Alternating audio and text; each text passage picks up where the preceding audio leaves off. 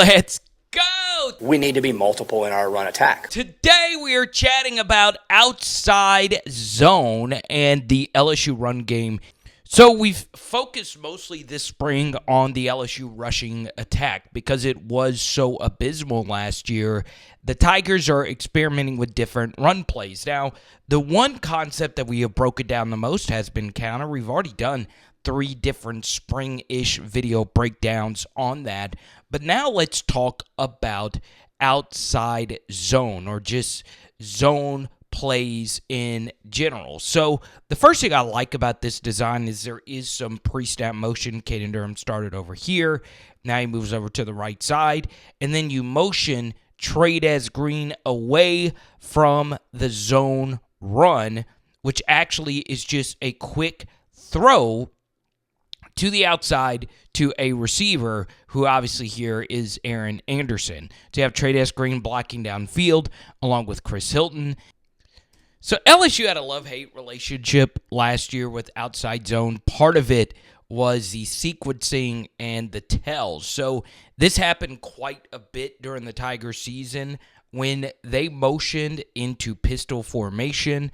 They were probably going to run outside zone, and teams were able to sniff it out. Now, the funny thing about this is UCLA actually does not have this sniffed out. This should have actually gone for at least bare minimum 5 yards. But Joe Sloan mentioned that they really struggled winning one-on-ones last year in the run game. Okay, so you have an NFL versus NFL guy here on the edge. Both of these guys will get drafted, and they're both honestly doing their roles okay. Where the mistake was actually made was on Emory Jones right here. And Emory Jones, of course, was a really solid player, but had his tough moments. And right here, a linebacker takes him on, is able to slow down Josh Williams, and then get into the gap that Josh is trying to run through.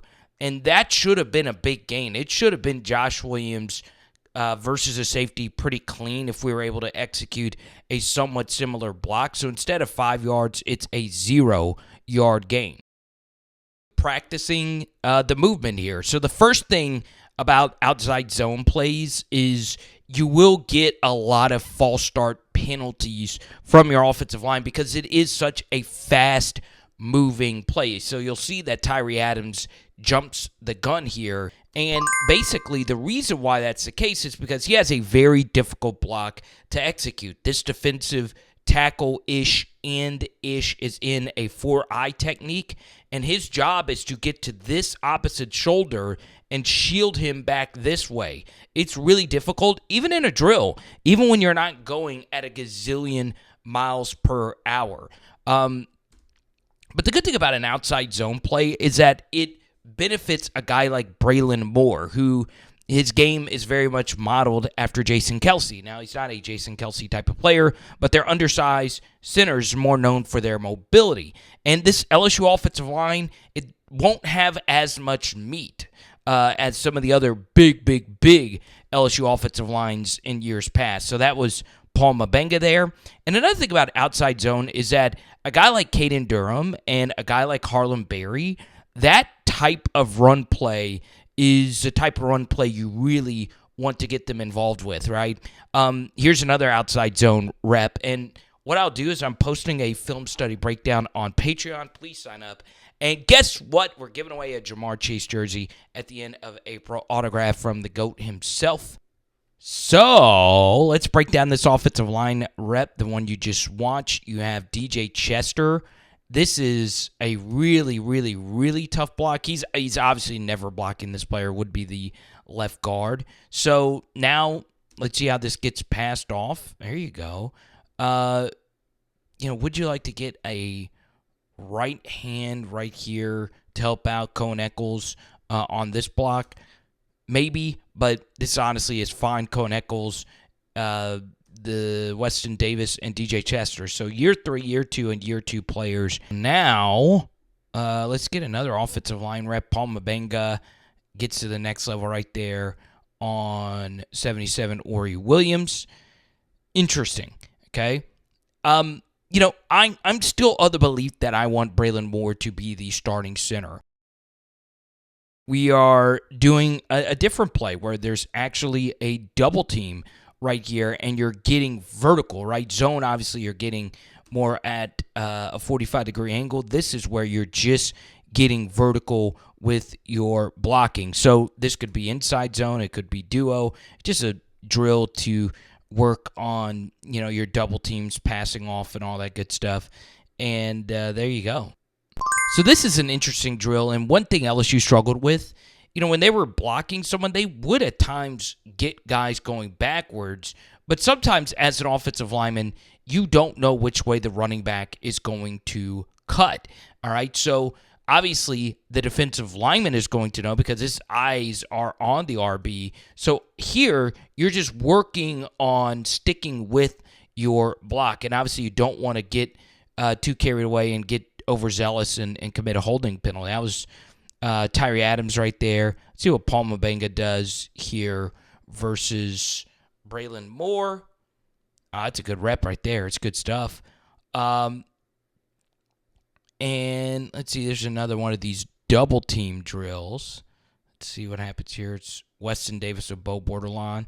There you go. It's really well done. I do think LSU wants to see Weston Davis become that dude.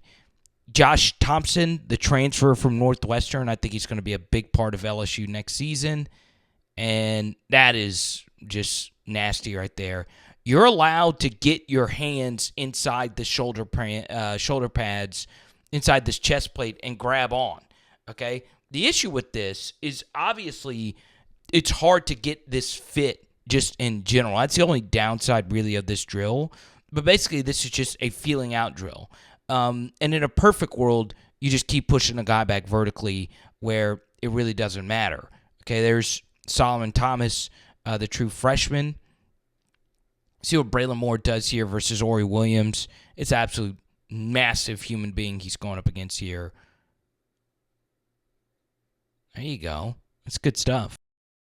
If you're watching this day of show or premiere, whatever, we are going to do a post-game show after every LSU NCAA women's basketball tournament game. So obviously if they win Friday night, we'll do a live stream right after that. Let's do the dang thing, Kim Mulkey. So you see Chris Hilton make a catch, little RPO action there with Garrett and counter. I don't know why my screen froze, but we go to the next play here. Footage via the Jordy Collada show. And Garrett, oh man, you'd like to see that get connected. Trades Green, right there, a little slot fade, if you will, or just go, whatever you want to call it. And let's see what happens here. Garrett, they've ended a lot of these portions with the little fade ball to Chris Hilton. They get Caleb Jackson in the background with Michael Van Buren. So if you want to listen to our full breakdown of Joe Sloan's press conference, you can check out our live stream from yesterday. Garrett Nussmeier's the thumbnail. And I thought what Sloan had to say about Michael Van Buren was very promising. You see a little counter run right there with Caleb Jackson. That he is thoroughly impressed with how quickly Michael Van Buren is picking things up, which is interesting. So you see him go through full field projections and reads and all of that, and he goes to Nick Anderson to the backside. So earlier it was Destin Hill running with the twos alongside Kyle Parker and Barry and Brown, but now it's Nick Anderson. So you had two of the transfers in that mix right there, which is always a good thing. And then, of course, you get Juwan Johnson in the background. They don't have enough offensive linemen to go through the full unit, but there you go. Now, I want to shout out our friends, once again, at Zion Imaging and Fast Draft Fantasy. Zion 360 Spin Booth Experience. Make sure you go on ahead and book that for your next birthday party, anniversary, any type of celebration you want that there. And, of course, Fast Draft Fantasy. Sign up today. Promo code Carter. You get a deposit match bonus up to $50.